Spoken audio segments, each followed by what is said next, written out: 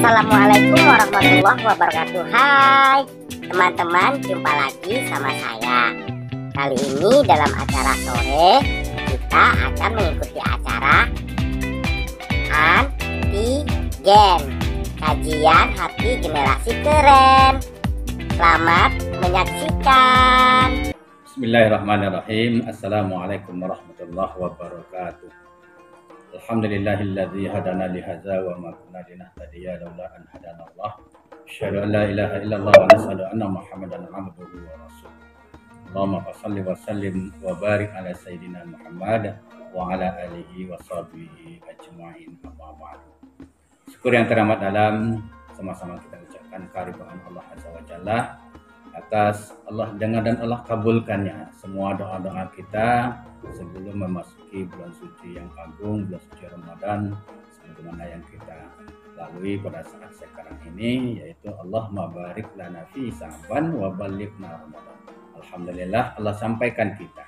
Tugas dan tanggung jawab kita tentunya bagaimana kita bisa mengisi amal-amal kita di bulan Ramadan ini yang banyak, berkualitas, pada sebelum puasa atau setelah puasa nantinya juga akan teraplikasi dalam kehidupan kita sehari-hari.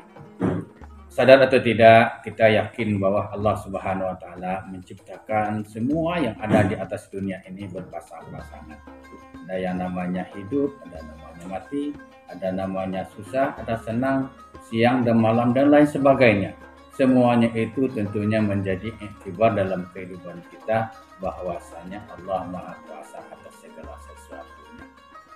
Pemirsa yang dimuliakan oleh Allah Subhanahu wa taala, sebagai dulu tausiah kita pada saat-saat kita menjelang duduk tanda berbuka puasa pada hari ini adalah Ramadan merupakan klinik mental spiritual dalam kehidupan kita. Kita tahu 11 bulan lamanya segala sesuatu yang kita asumsi semuanya itu tentunya membuat pencernaan kita bekerja teramat ekstra keras. Allah berikan kesempatan kepada kita untuk senantiasa memberikan istirahat sejenak saja atau pergantian saja. Yang awalnya kita dulu 11 bulan itu kita mengasumsi makanan itu di siang hari dan malam hari. Sekarang Allah berikan kesempatan untuk kita untuk mengkonsumsi makanan itu hanya di malam hari. Artinya di siang hari Allah berikan kesehatan kepada kita. Ibaratnya kesehatan itu tentunya terpulang kepada kita. Apakah kita sudah maksimal menggunakan puasa itu sendiri dalam kehidupan kita atau hanya sekedar kita mengikuti puasa-puasanya orang awam. Makanya kita berharap kita mengetuk hati di kita sendiri. Bagaimana kualitas ibadah puasa kita itu jauh lebih meningkat dari puasa-puasa sebelumnya dengan menjalani semua ketentuan-ketentuan yang Allah berikan kepada kita. Pemirsa yang dimuliakan oleh Allah Subhanahu wa taala, bagaimana yang kita sebutkan tadi, puasa ini adalah sebagai klinik untuk kesehatan mental spiritual kita. Selama 11 bulan pencernaan kita akan bekerja teramat keras. Sekarang Allah berikan kesempatan untuk senantiasa beristirahat sejenak. Artinya Allah sangat sayang kepada kita. Semua pencernaan kita itu yang barangkali 11 bulan itu sudah mungkin sperpaknya itu sudah banyak yang rusak, sudah banyak yang terpaksa bekerja. Allah berikan jenak sejadah untuk senantiasa memperbaiki semua yang itu tadi sebagai untuk kelanjutan kehidupan kita. Kita tahu dalam kehidupan kita ini itu nanti akan kita pertanggungjawabkan di mahkamah Allah Azza wa Jalla. Apapun yang kita lakukan, apapun yang kita lihat, apapun yang kita kerjakan itu sendiri, semuanya itu tidak terlepas dari penilaian Allah Azza wa Jalla. Makanya kita dianjurkan untuk senantiasa mengimani apa yang kita lakukan ini dan mengikhtisabi, memperhitungkan segala sesuatu yang kita lakukan itu. Ada satu riwayat mengatakan ketika Allah menjadikan dua pasangan ini akal dan nafsu, Allah panggil salah satu dari keduanya. Nafsu Allah panggil pertama sekali, "Hai nafsu, aku ini siapa?" kata Allah. Dengan angkuh dan sombong nafsu berkata, "Aku ya aku, engkau ya engkau." Seterusnya Allah panggil akal. Akal, aku ini siapa? Kata akal, dia mempunyai bisikan dari malaikatullah. Engkau adalah Rabbku ya Allah, aku ini adalah ciptaanmu. Begitu mulianya akal dan begitu tawaduknya akal di depan Allah Azza wa Jalla. Tetapi dasarnya nafsu itu sendiri membangkang atau melawan perintah-perintah Allah Subhanahu wa taala. Makanya Allah memerintahkan kepada malaikatnya supaya nafsu ini berpuasa. Maka Allah puasakan nafsu ini. Setelah dia membangkang, Allah masukkan ke dalam nerakanya Allah selama 100 tahun. Membangkang lagi dia, masukkan lagi 100 tahun. Barulah perintah Allah yang disampaikan kepada malaikat tadi, nafsu ini dipuasakan. Artinya nafsu tidak dikasih amsusi kebutuhan-kebutuhan yang ada pada dirinya. Barulah nafsu itu mengakui betapa kemahakuasaan Allah Azza wa Jalla. Baru dia sadar, ya Allah, Engkau adalah Rabbku dan aku ini adalah ciptaan.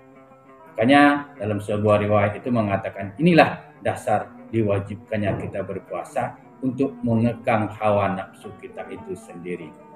Dalam suatu kehidupan kita sering menemui gejala-gejala tidak masuknya cahaya Allah di dalam hati kita. Artinya ada semacam kesombongan, ada kehangkuhan, ada sum'ah, ada ujub, ada riyah yang ada di dalam tubuh kita.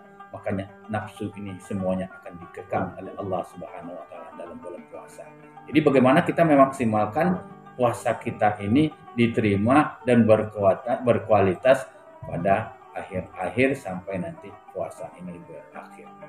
Suatu ketika ditamsilkan kita mengenal dengan adanya ikan banding. Ikan banding itu dagingnya sangat enak, tetapi tulang belulangnya sangat banyak. Jadi bagaimana kita memanfaatkan daging ini supaya bisa dimanfaatkan dan juga tulangnya tidak mengganggu kita untuk dikonsumsinya. Diciptakanlah sebuah alat yang bagaimana daging ini bisa dilembutkan yang disebut dengan presto. Presto ini adalah untuk bagaimana daging juga kita bisa nikmati, tulang belulangnya juga bisa kita nikmati dan tidak mengganggu dalam konsumsi makanan kita. Tulang belulang inilah yang dimaksud dengan kesombongan, keangkuhan kita dalam kehidupan kita. Sedangkan dagingnya itu sendiri adalah fitrahnya manusia itu sendiri untuk senantiasa taat kepada Allah Azza wa Jalla. Jadi bagaimana kesombongan atau tulang belulangnya ini bisa dihapus, bisa dilembutkan, bisa ditundukkan dengan tentunya mengekang dengan berpuasa di bulan Ramadan. Bapak Ibu, para anak-anak kami, para pemirsa yang dimuliakan oleh Allah Subhanahu wa taala. Makanya tidak lain dan tidak bukan kesombongan yang telah pernah kita lakukan, keangkuhan, sum'ah, kita merasa benar, tidak ada orang lain yang hebat daripada kita. Itu semua adalah bibit-bibit kesombongan yang senantiasa akan dibakar oleh nerakanya Allah Subhanahu wa taala. Tentunya sebelum neraka Allah akan menjemput atau membakarnya, kita diberikan kesempatan oleh Allah Subhanahu wa taala untuk senantiasa mengekang hawa nafsu dengan berpuasa. Karena kesombongan hawa nafsu itu sendiri pernah menentang kemahakuasaan Allah Azza wa Jalla.